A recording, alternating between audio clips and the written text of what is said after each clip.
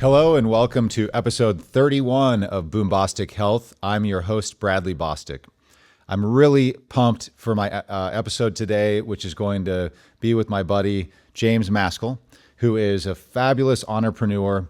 He's a best-selling author. He's a thought leader, health economist. He's an all-around superstar in the longevity and functional medicine space. Really glad to have you here. Great to be here with you, Brad. Thanks for having me. Yeah, and James is in town for a conference and a Cubs game, and so just so awesome to have you in the studio. And we've got a lot to cover. We're actually going to do a two-part podcast series here with James. We don't get him in town all the time and want to make the most of it. And you know, one of the things that really struck me when we first met, we were talking about our journeys on our career path and why we were so passionate about what we do. And you really have approached your career from, in many ways, an aligned angle, but a different angle for me. I grew up more in the conventional healthcare, using data to identify signals that can help patients be treated more effectively. And you somehow found your way into more of what people think of as functional medicine, increasingly longevity. Gosh, I'd just love to hear that story. How did that happen? Did you, when you were born, did you just come out going, I'm going to be a thought leader in functional medicine? Not really. I mean, look, I was the weird kid at school that did natural medicine. So the earliest memories I have of medicine is like, no one knew what a homeopath was. No one knew what a chiropractor was. I grew up in England, and these were, no one was taking nutrition supplements, but that was my life. And I didn't realize that was weird until I got to school and realized that no one, including the nurses or anything else, knew that. And I remember one story is that I'm sitting, going to the doctor, and there's a Post-it note, a single Post-it note that says, James Maskell, do not give antibiotics without parents' permission. And this is in like 1987. So somehow, why am I the only kid up on there? And somehow my mother, with no medical training, had sort of preempted or predicted the overuse of antibiotics by 30 years. And that story stuck with me. And then I was going through my normal life and thinking about it. I went to train as a health economist. And in my training, I see that both the UK, where I grew up, and the US, where I was born and now live, are about to go off a catastrophic cliff based on the proliferation of chronic disease. And there was sort of a moment where I was like, I think this is what I'm meant to do. And I moved to America, and that was almost exactly 20 years ago. Is that right? So your mother just intuitively thought we shouldn't be using antibiotics and a lot of these medicines so aggressively. Is that kind of what it was? I think there's intuition as a part of it, but it was also the circle of people that she was, hanging out in. I was born in a spiritual community, and in that community, there was a lot of people that were thinking about whole health, thinking about these kind of ideas, and realizing that we were putting the wrong inputs into health. And ultimately, the wrong inputs over time will lead to the catastrophic outcomes that we see, happening. It takes time to happen. It takes multi-generations. But ultimately, we're in the middle of it right now, where we have the highest rates of chronic illness. We're the most sick nation in the world, and ultimately, no one really knows what to do about it because the system is really not designed for chronic disease. The medical system was designed for acute disease, which made plenty of sense in the first half of the 20th century.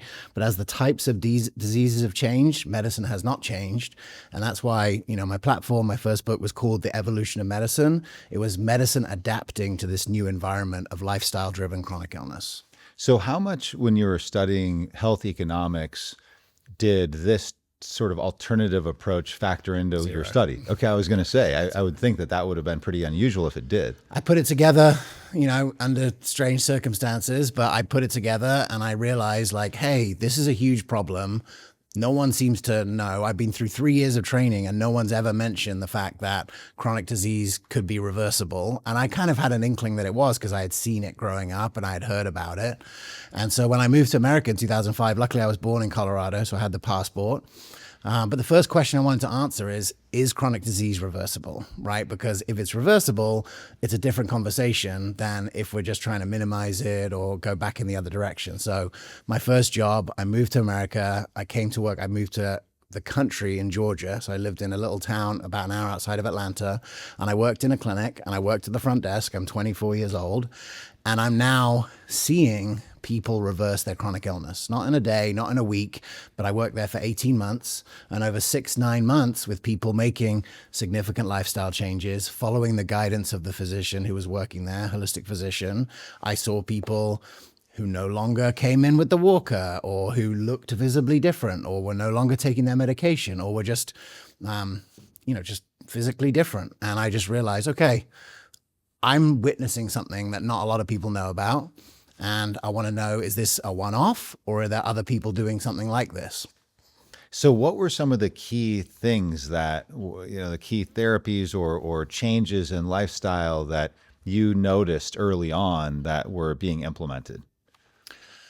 Look, the tough thing is that it's almost exactly the opposite of conventional medicine, right? I called it the evolution of medicine, and I realized it's actually revolutionary, right? You think that it's going to adapt, but it's different. The biggest issue is, and the thing that's, I guess, in the next phase, I was looking for what are the common elements for physicians and clinics that are successful in reversing chronic illness. And there's two things. One is always there has to be a shift in the locus of control of the relationship from the doctor to the patient. That's fundamental. Like, the doctor can't reverse your diabetes, but you can reverse your diabetes. So that's the first thing. The second is like a fundamental mindset and lifestyle change. That was always part of it. You can't out supplement, a bad lifestyle. And ultimately it's sort of like a radical self-responsibility that starts to happen, where patients realize, hey, I actually have a lot more agency than I've been told. And this person who I'm working with is empowering me to participate in a new way. And if I choose to participate in new ways, then I'm on the right trajectory. And it might take 6 months, it might take 12 months, it might take 24 months, depends on the trajectory of the illness, how long it's been going on, what part of the, what parts of the body, what systems of the body have broken down, in what order and to what degree, and what symptoms have shown up. But ultimately, if you get in that journey back and you put in the right inputs and you do the right things for a period of time, and you get professional guidance on supporting the function of organs and systems, it's a pretty predictable path back. I think cancer is unpredictable, but everything else is pretty predictable, including autoimmune disease, diabetes, blood sugar handling, all of those, metabolic dysfunction. I've seen it all now that I've been in the industry for 20 years. And I strongly believe that through the lens of function, most disease is reversible, and you just have to, it's a different way of looking at the body. Okay. So your story plays out. You moved to America after your health economics study. Yeah. You get into this clinic, you witness these things, you start following your passion. You had to somehow earn a living doing that as well. How did that happen? Because you're an entrepreneur. Yeah. Well, so I worked at that thing. I took a job. So I took a job selling to doctors doing this medicine, right? Because I thought that would be the quickest way to learn, have an N equals 1,000 experience of the industry. And it was the best learning experience. So I'm a sales rep. I'm selling to clinics in 14 states. I put 100,000 miles on my car. I went and visited every clinic. I asked them lots of questions about what they were doing, and, started to make money from doing my thing. And, through that, just learned so much. One, all of these people are doing basically the same thing, but all calling it different names. And there were different sort of sub silos, but like different healing traditions had got people to the same place, the same things that I just shared with you, the underlying principles, but they called it different things. They had a hard time working together because they didn't speak a common language. They actually, in most cases, didn't know each other, right? They were just in their own little island doing their own thing. And through that journey, I sort of realized, okay, look, these people have lots of problems that I could solve. And so I started my first business in 2009, helping practitioners think about patient acquisition. I started a website company with my wife where we build websites for these practitioners.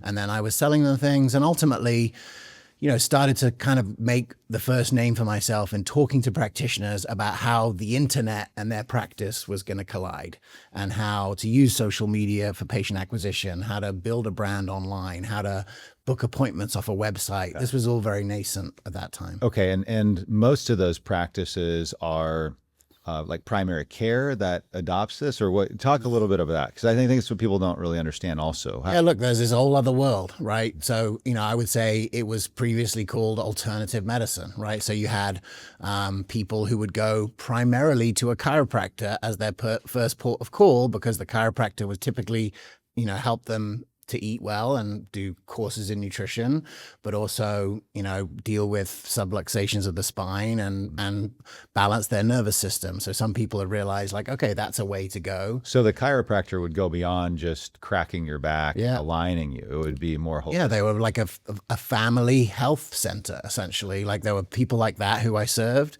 Then there were doctors who had, for different reasons, left conventional medicine and practice on a path. There's more of a lifestyle-focused doctors who really think that lifestyle should be first. That's lifestyle medicine. And then there's functional medicine, where you're sort of assessing the body's function and building up function. There's integrated medicine, where you're sort of integrating the best of conventional medicine and some of these other ideas. And ultimately, all of those people sort of saw things the same way. Typically, those doctors had a large personal experience in their life where they were like, I can't go back to doing things the normal way.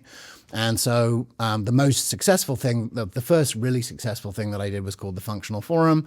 And it was really bringing together all of those practitioners initially in New York. So I lived in New York, and we had a show called the Functional Forum that I was the host and creator of. And it led to 500, 600, 700 meetups around the world of doctors coming together who are interested in this new way of dealing with chronic illness and learning from each other. The primary care has actually been probably the least open to this. You actually see a lot of success in the specialties. So psychiatry has been a big area. There's been a lot of, it's obvious you can reverse heart disease with lifestyle. Dean Ornish has shown that. So cardiology, but still there's a lot of resistance from conventional medicine. Right. Yeah, it's interesting when I will talk sometimes to more conventional primary care doctors, and I'll explain, hey, I really believe in my example, personally, I got into functional medicine as it related to just really my own wellness, and I like to work out and I like to recover faster. And I can absolutely just tell you that the things that I do to supplement and recover, and it's a totally different thing than if I wasn't doing those things. Yeah. You can't tell me that it's made up.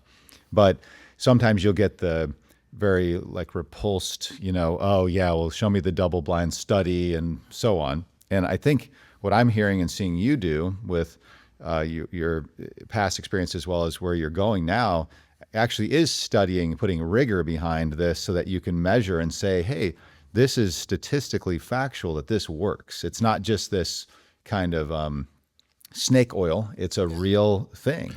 Well, when this has been institutionalized, it outperforms conventional medicine. So at the Cleveland Clinic, the show that I started, one of the reasons it took off is because on the third episode, the first time we ever got it streaming, Dr. Mark Hyman flew in that day. I didn't know what he was going to talk about on the show that I made, and he announced that there was going to be a functional medicine center at the Cleveland Clinic.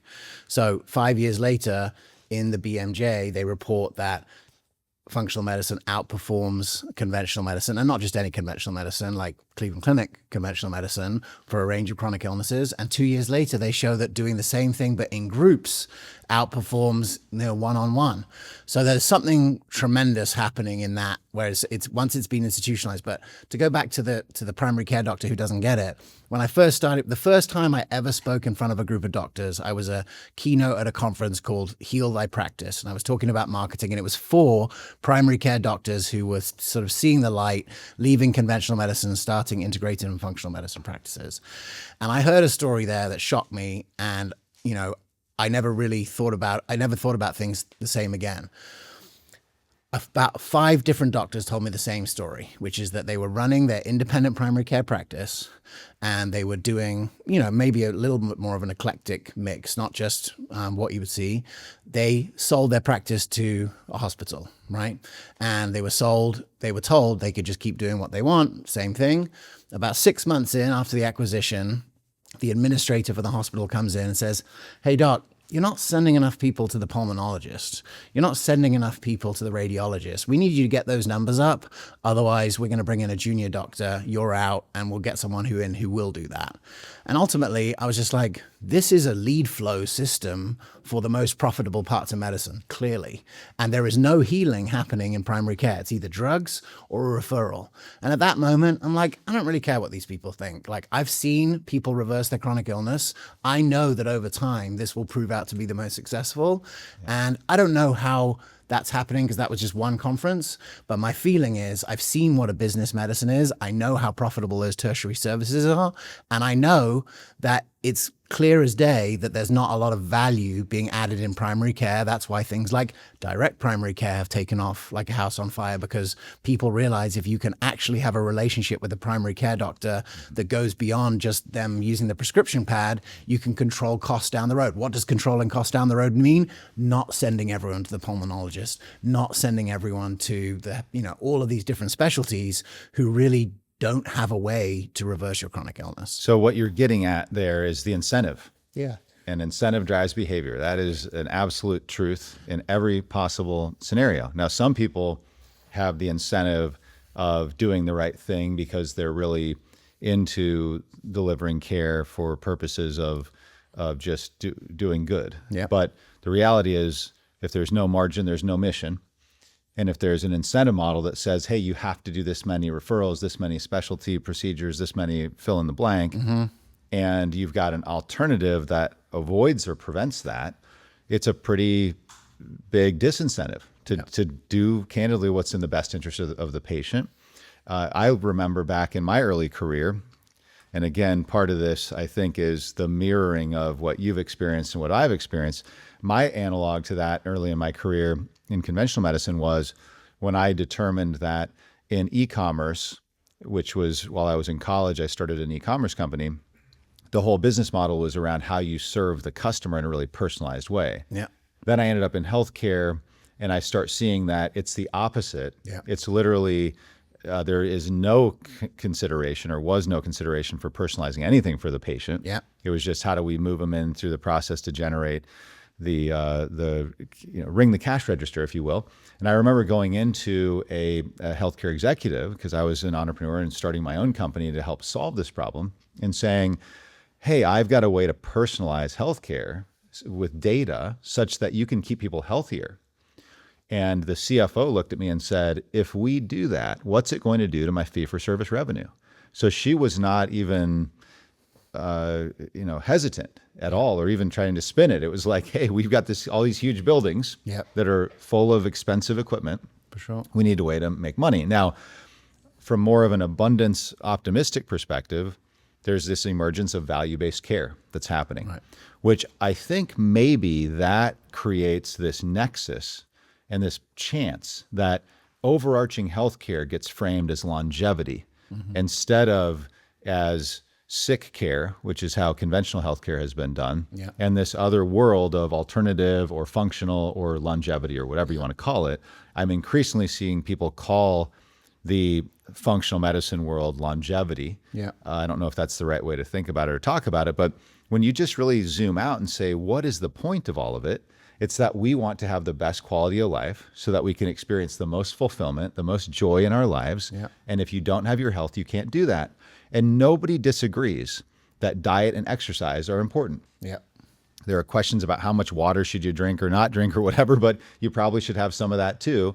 And when you shift over into all of these concepts of supplementing, of doing the right testing to know what you really need, to even know, like, there are places like pharmacogenetics, for example, that can help you understand what your body is going to best respond to. Now, typically related to pharmacology, but there's this whole world of genomics that is obviously more conventional, but relates to these topics of longevity and prevention.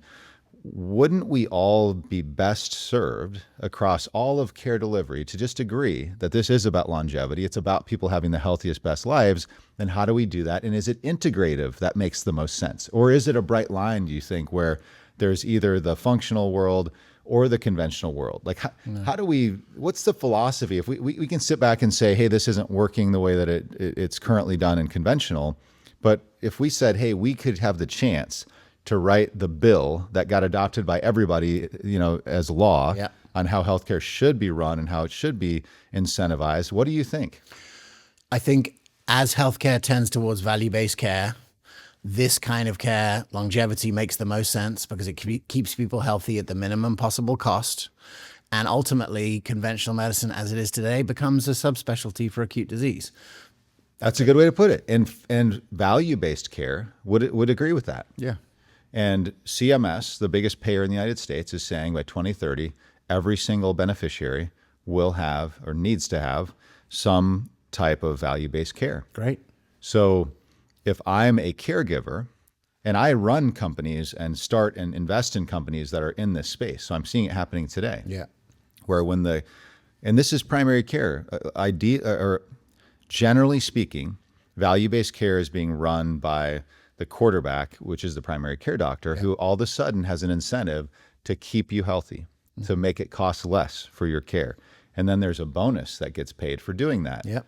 So maybe that's an opportunity for the kinds of capabilities that you and your business partners have created to start injecting this into a more like scalable machine that is getting paid for by these large payers. Absolutely.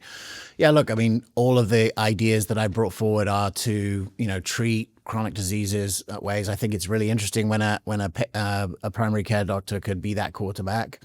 Some of the ways that we've worked on it is like either like groups. I think, the way if I help you, if you and I are both patients and I help you get healthy and you help me get healthy and all the doctor did was put us in touch, that's value-based care right there because it didn't cost anything and we're now mutually supporting each other. I wrote a book on group visits. I think that groups are a much more clinically effective way to treat chronic illness. If you ask patients what they want, if you look at one example, just to give you the perfect shot here is the transformation of the VA. The VA has transformed in the last 15 years to a whole health model. What did they do? They asked the veterans, what do you want? And the veterans want to be supported by other veterans. They want community. They want to get off medication. They want to come back to health. An integrated medicine was the sort of word that was used at the beginning, but they came up with the word whole health. And I think that you'll see that more and more. Yes, I think longevity makes sense, but it's becoming synonymous with supplements and peptides and those kind of things. Whole health is where it's really at. This is a health system delivering the whole human experience and supporting people in being and maintaining health. I love that. And I think that word community is not as appreciated as it really could or should be. And I'm seeing that in my own world where what makes a day a great day? It's where you're part of a community of people who make you better and where you can contribute back to them. And there's something just kind of, I don't know what the right word is for it, but electric about that. There's I think when you're isolated and you're dealing with some kind of a health condition, you're not going to get better faster, probably. So it sounds like that's part of what you're describing is being part of a group rather than just out on your own island. I sit in these conferences for 20 years and I learned one thing that I've never been able to shake, which is that there was this doctor there that talked about human social genomics. And at the cellular level, the biggest driver of all-cause mortality is not nutrition, it's not alcohol, it's not smoking, it's loneliness and social connection. And ultimately, if we don't solve that, we can't solve anything else. And part of my thesis is by solving that. And if healthcare can solve that, if it can introduce people who want to get healthy to each other, it actually ends up with a much more synergistic effect where it's actually easy to do the healthy things. It's easy to get the locus of control back, and we need to make it easier. Right. So we are going to have a part 2 of this podcast, and I'm going to give a little bit of foreshadowing as we go into that. So one of the major areas where the stakes are so high as people do live longer is cognitive health. Yeah. And we're seeing record numbers of people who are losing their cognitive function, and it's just so tragic, and also an incredibly huge cost strain on healthcare. For sure. Touch really quick on your new company, which we'll talk more about in the next episode, and really where that's going. Well, look, I'm sitting in these conferences, and 8 years ago, there was a whole conference dedicated to this emerging world of brain health. And, in the functional medicine world, in the precision medicine world, are the only examples of brain health improving, right, when it comes to cognitive decline. So every medication that's ever been approved, it's only slowing the downward trend at best. Now, there is emerging research that you can turn it in the other direction. And with the precision medicine approach, you can build back cognitive function. And so it's really about following that thread. How do you make it easy for patients to participate in their own health? How do you make it easy for physicians to do this sort of intellectually taxing work that it takes to work work out what is driving the cognitive decline in your brain and reverse it. And So not just preserve it, actually heal it. Yeah, heal it. That's Heal the amazing. brain. Well, there's an incredible set of opportunities to bring together conventional and functional medicine. And I've already have been somebody who believes deeply that there's something bigger than just getting people diagnosed once they're sick and putting them on some kind of a medication. And it's really cool the work you're doing. And I think things happen the way they're supposed to. And I think the fact that we came together and are getting to know each other, and I think there's just so much collaboration that we can do and unlock a ton of value together. So really appreciate you being here. Thanks for having me. All right, awesome. Well, we will be back with another episode with James next week. Thank you for being here for the Boom Bostic Health podcast. Really look forward to seeing you next week. Have a great day.